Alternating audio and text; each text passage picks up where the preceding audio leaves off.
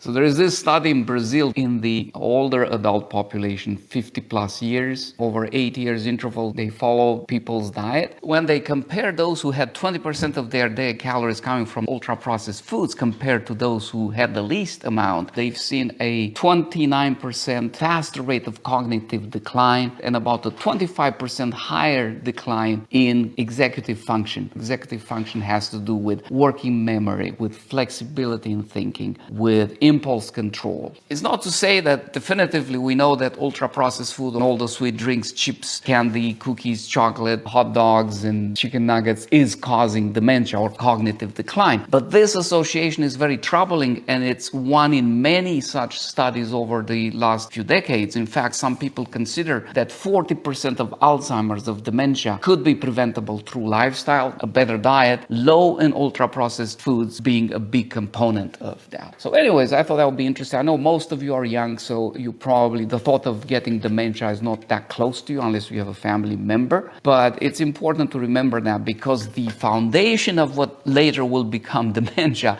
is set decades earlier when you are young. So pay attention and you'll thank me later, all right? I have PCOS, I can't lose weight, I have been exercising and dieting. So that's a frustrating experience. I totally sympathize with that. I have patients that struggle with that. For those of you who are not familiar, PCOS stands for polycystic ovarian syndrome, and it's a condition where the ovaries develop these cysts and produce too much estrogen and other things that make it harder to lose weight, and this metabolic syndrome sets in. And it's difficult to overcome, but it's not impossible. So I would not give up. I would follow my 5-item diet thing that I keep pounding you guys with, but it's very simple, very effective, and very easy in the sense of reducing realistically to the minimum you can added fat, added sugar, processed food. I just talked about those. They don't just increase apparently the risk of dementia, but they also increase the weight, and multiple studies show that. And sticking with a plant-based diet, as close to its natural state, whole foods as you can, and intermittent fasting. Skip your dinner or have a light dinner. And that package never fails, even in PCOS, if you stick with it enough. And then besides that, exercise is important. So I know you've been doing a lot of this from what you're saying, just stick with it and don't give up. You will get there. Is eating red meat every day good or bad? Daily red meat consumption in multiple studies over the last few decades have been actually associated with an increased rate of colon cancer, colorectal cancer in particular. So it's not the best thing to do. In fact, the less meat in general, but especially red meat, especially processed meat, somebody eats, the better off their health tends to be. Which uni did you go? I am from the UK and I want to study medicine, but abroad. So I'm from Romania. I went to the University of Medicine and Pharmacy in Bucharest, in the capital city, called Carol Davila, after some guy by that name that's somewhat famous in Romania. And then I never actually planned to leave my country and come to the United States. I was the last in my group of 8 students that spent a lot of time doing things together throughout medical school to leave. But I did leave eventually because I got too frustrated by corruption and unfairness and the need to have connections to do anything in that system at the time. And to this day, there is still that part of it. It's one of those sad things that we inherited from communist times. It's getting better, but in the early 2000s, late 90s, it was terrible. So I did a residency in infectious disease back in Romania, and then I gave up and came here.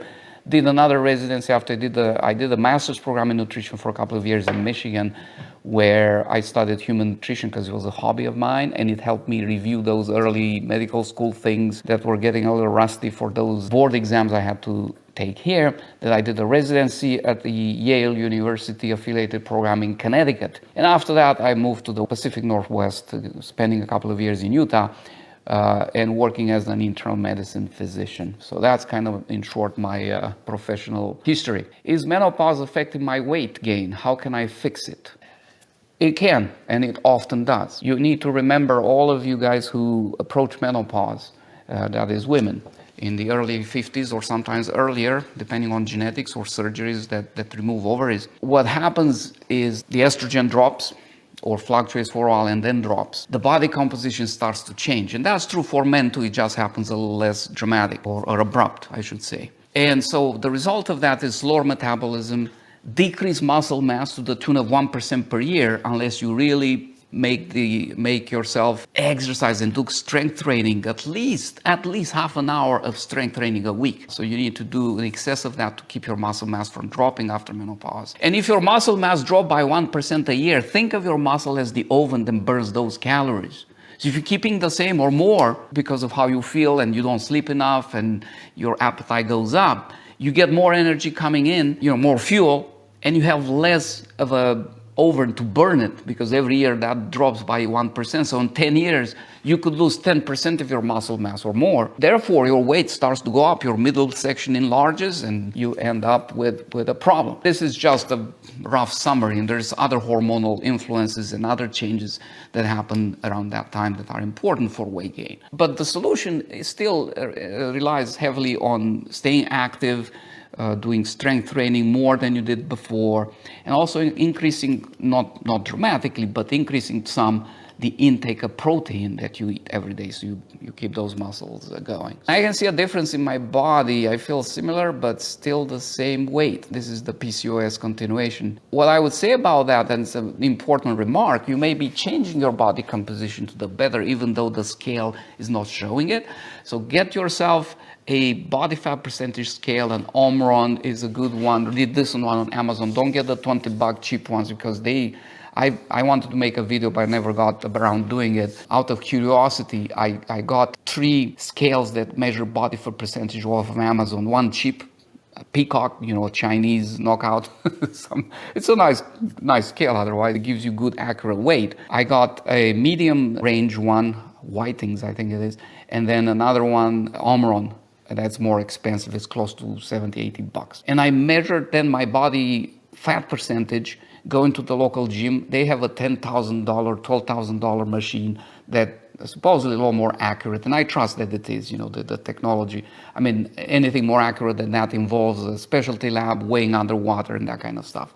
So I got my standard there, what my body fat percentage should be, and then I checked with the scales. The Chinese thing gave me like 10% more body fat than I actually had. And then the Omron, the one that I told you off of Amazon, was the closest, within 2 percentage points to that of the Y. So I take that, Omron is a good company. They make good medical equipment to use home, blood pressure monitors, scales, and their body fat scale, in my experience, was the most accurate. So you can get one of those scales, you can hopefully afford it, and use that as you start your weight loss journey, especially if it involves a lot of strength training.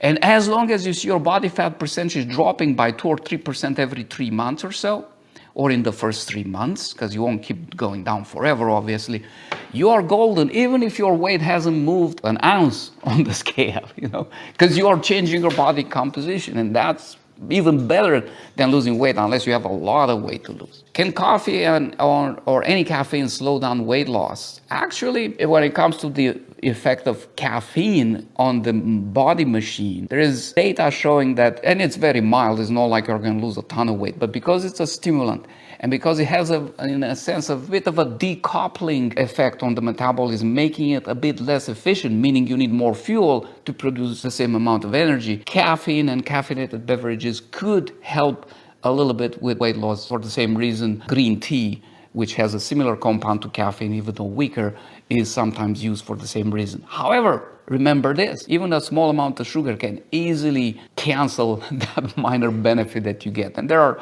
other reasons. I made a video a while ago, if you search on my profile, why I don't drink coffee. I have at least 5 reasons listed there. What keeps you disciplined? I'm not that disciplined in everything. I mean, you can ask my kids and my wife. I try to, but in my essence, I'm a very undisciplined person when it comes to time management, when it comes to procrastination, when it comes to getting ready for stuff.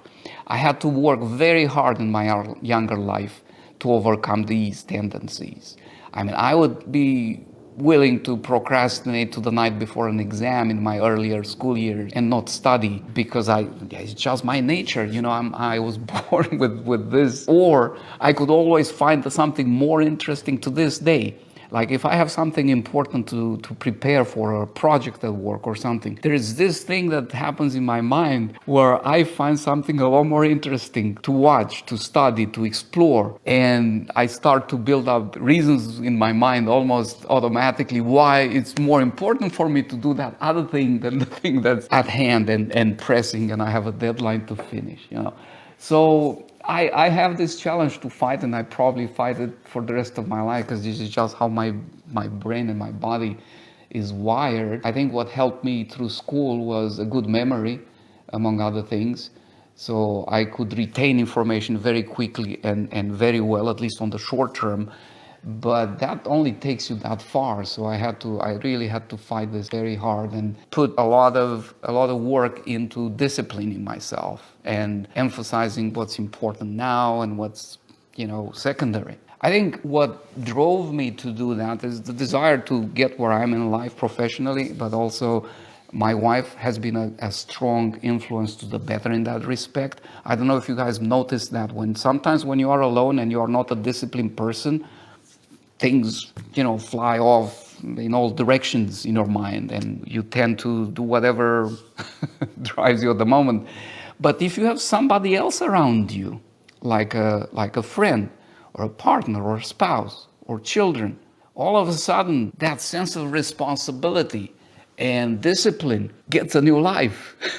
Literally, that's what I feel, at least. And I think to extend that a little bit into the spiritual realm, being a spiritual person, a believer, has helped me understand that life has a meaning. And it's not the same thing if I waste my energy and my resources and my money or my time on things that just benefit me, versus if I find time like I do now for a few minutes to spend with you guys and try to offer to others without asking for money or something equivalent in return. Giving, I think, is a very important lesson to do when it comes to discipline. What foods make you gain the most weight? There's two ways to look at this. One is, if you look at the macronutrient, the top is fat, 9 calories per gram. Alcohol is next, 7 calories per gram, and then you have sugar and protein with about 4 calories per gram. So if you understand that, then you realize that the more fat is in a dish or in a menu, when you go to eat out or when you prepare it yourself, the more calories go in, okay? Because again, you have 2 times as many than even sugar. Another way to look at that is, look at what you eat. Keep a food log for 2 days, 3 days, and then do the calorie content of each food item. I told you this before for those of you who follow me. And then put the top 3 contributors and say, okay, what's my top 3 contributors to which items contribute the most food, the most calories to my diet? And you'll find that those are the things you want to work on. It could be high in fat, could be high in sugar, could be both, could be fried stuff, could be fast food, So for every person, it's something different. It doesn't matter if I tell you that if you go out and eat, a ton of French fries, it's going to ruin your weight loss if you don't like French fries. You know what I'm saying? So do it for what is relevant for you. How can I fall asleep faster? Routine is the basis, keeping the screens out of the bedroom and avoiding a late meal. I think those would be my top 3 recommendations. Is there a maximum protein intake in one meal? That's a good question. I think you have to keep in mind what your minimum daily need is. So you figure your weight in kilograms if you use the English system, and then you need a minimum of 0.8 grams of protein per day, not per meal, per kilogram. So say if a female is 50 kilos, they need 40 grams minimum of protein a day. So now if they have 2 main meals a day because they try to lose weight, you want between those 2 meals to get at least 40 grams, so 20 grams per each meal if they are about equal. That's the minimum. As far as the maximum, I wouldn't go more than 1.3, 1.5. So you do the math, and you get there maybe 30 grams of protein a meal is plenty. In fact, if you look at my recent video with the potatoes and the study that showed that a 30-gram potato protein load in young adults before an exercise routine was as efficient as a similar meal based on milk protein in terms of muscle synthesis or growing muscle. So 30 grams per meal Before a workup, it's plenty for the average adult. Does mind willpower affect weight loss? Of course, it's a perseverance game, guys. For anybody who has gained weight beyond their normal range, at least for a good while, your body will fight you when you lose weight. That's why I'm not a big fan of temporary weight loss diets and then you regain the weight. What's the use of that? You yo-yo and you end up in a worse spot at the end of it, because your number of fat cells and your metabolism will increase, your metabolism will wear off. So it's not a good thing for you. What you want is a solution for long term that you stick with, and that's where willpower, that's where your discipline, self-discipline plays a big part. Yeah. How do I stay disciplined in a diet and not binge? Listen, if it's a big problem where you find that you meet criteria for binge eating, again, I'm not here to tell you to self-diagnose yourself. You can look up the criteria for diagnosis, but there are things like, you eat a large amount of food or calories in a short amount of time. People who have binge eating disorder, they eat significantly more than they intend, and then they feel guilty about it. They tend to eat alone because they feel ashamed to eat in the presence of other as much food in as short a period of time. And issues like that. Talk to your doctor. If you think you suffer from this condition, please do yourself a favor. Talk to your primary care provider. They can apply this diagnosis criteria. And if you qualify, there is medication. I'm not all for natural and never use medication. We have to be balanced in life, and maybe I will talk more about this. But medication has an appropriate place in the right patient, in the right context, to help along the way, to make it easier for you if you are truly suffering from binge eating disorder. If it's just a mild form of that, certainly self-discipline, the help of others, counseling can go a long way too. And these things work together. They don't exclude each other.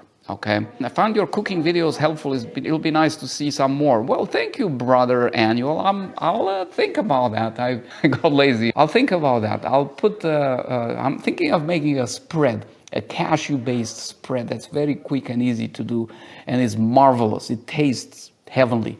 So I'll put that on my list to do a video on that very, very soon. What's the best low-cal feeling food to eat? The one you like. Go to the vegetable group and select the ones that you like. If it's baby carrots, go with that. Don't eat, a bowl full every day, obviously, but within measure. If you like cauliflower, cooked or fresh, cabbage, celery sticks, whatever in the vegetable group, it's great, and it's very low calorie unless you throw a lot of dressing on them or something. I feel so much better after losing 32 kilograms in 3 months. I work really hard. Wow, that's remarkable. That's over 10 kilos per month. That's 22 pounds per month. Kudos to you. Just be balanced and look for a long-term solution if you haven't thought about that, because you put so much work, you don't want it to go to waste in the next few months. The 3 months is crucial and you've done marvelous, but what comes after that is equally important, and you need to come up with the method for the long term. Losing belly fat quickly. Talk to your doctor, make sure it's safe for you, but there's data showing that high-intensity interval training, where you go on very intense short bursts of activity, whether you sprint, whether you run, whether you lift weights, whatever you do for, say, 20, 30 seconds or until exhaustion, and then you take a break or you go slower, and then after you recover, you do this in series of several, 3, 4, 5 times. And if you do that for about 3 months, you could see some of the middle body weight go away pretty spectacularly. So there are studies showing that. But by the same token, people who also go on a caloric deficit with a balanced, predominantly plant-based diet, low in processed foods, low in fat and sugar, and exercise regularly, aerobic exercise, you don't have to go and kill yourself, especially if it's not safe for you, see similar results over the longer term, maybe be a bit longer than 12 weeks, but it will happen, because the weight around your middle is the metabolically most active weight. So when you start to lose weight the right way, it tends to be the first one that goes away. So that's a good thing. Does muscle mass always decrease, or does it decrease after a certain period of non-exercise? It decreases after lack of exercise, depending how profound it is. I mean, we have data showing that people lose, I forgot the number, maybe 5 or 10, I think it's 5% of their muscle mass if they end up in the hospital and they are bedridden for a week, or even at home. If you get sick and you stay in bed for a whole week, boom, it drops like a rock. It's sad to see, but it comes back. Less dramatic drops in activity will have less dramatic results, but still, it'll go down. What you don't use, you lose. I have been finding it hard to stop eating sweets. I hear you. I have a sweet tooth too, so I sympathize with that. Go back and watch a video I made a few weeks ago about how to deal with food cravings. And I have a tip for each letter of the word craving. I've been sick on and off for 8 weeks. What should I do? Lucas, talk to your healthcare provider, seriously. If you're talking about colds, like one cold after another, that may not be as concerning because it's, if you live in the northern hemisphere at least, we have this weird season of viral upper respiratory viral infections and lower respiratory. That's so crazy. And I think part of it is the wake of the COVID pandemic, where the COVID virus itself, even though it's still causing people to be sick, including myself this week, overall the variants are weaker than the original and the first variant, so it doesn't take over the whole population, and there is some degree of herd immunity. So what that has created a scenario where the population, more and more people in the general population, are available for influenza, for all these cold viruses that make their rounds every season, strep throat even, and respiratory syncytial virus. I've seen this season more flu and RSV and stuff than in a long time before, so it's pretty impressive. 40% protein, 35% fat, 25% carbs for an athlete. Short term, I think it's okay. Long term, I would increase the carbs, because carbs are your fuel. So I don't see a problem with carbs being as high as 50%, long term. The good carbs, I'm not talking about sugar. Anyways, I think it's time for us to stop this. I appreciate you guys being here, and you have a great weekend.